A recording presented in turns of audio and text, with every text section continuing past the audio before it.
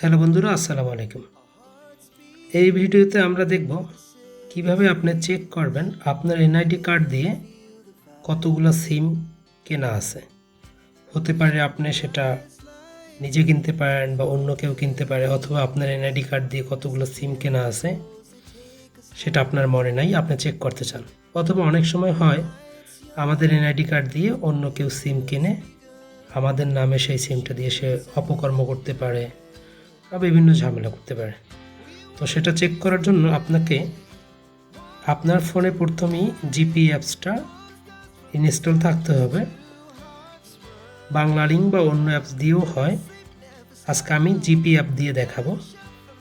তো যদি GP app না থাকে সেক্ষেত্রে আপনি প্লে স্টোরে গিয়ে জিপি অ্যাপটা ডাউনলোড করে নেবেন। তো ডাউনলোড করার পর লগ ইন করে নেবেন। তো জিপি অ্যাপসটা আমরা প্রথমে ওপেন করব। ওপেন করার পরে এই যে নিচে দেখতে পাচ্ছেন সার্ভিসেস, এই সার্ভিসেসে একটা ক্লিক করবেন। এরপরে একটু নিচের দিকে আসবেন, এখানে দেখতে পাচ্ছেন মাই সিম, এই মাই সিমে একটা ক্লিক করবেন।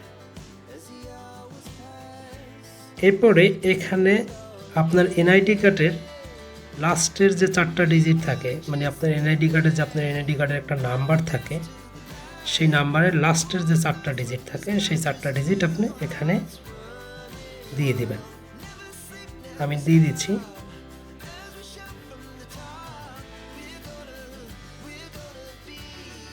এরপরে এই যে কন্টিনিউ বাটন দেখতে পাচ্ছেন, এটা একটা ক্লিক করবেন। এখন আপনি এখানে দেখতে পাবেন যে আপনার কতগুলো সিম অ্যাক্টিভ আছে, কতগুলো সিম বন্ধ আছে, এগুলো সব এখানে দেখতে পাবেন। প্রথম সিরিয়ালে আপনার জিপিগুলো আছে, পরে এইখানে যে আদার অপারেটরস, এইটা ক্লিক করলে এখানে বাকিগুলো দেখতে পাবেন। যেমন আমার বাংলা লিঙ্কে একটা সিম আছে, জিপিতে এতগুলো আছে। হ্যাঁ, এটা আপনি এখান থেকে দেখতে পাবেন।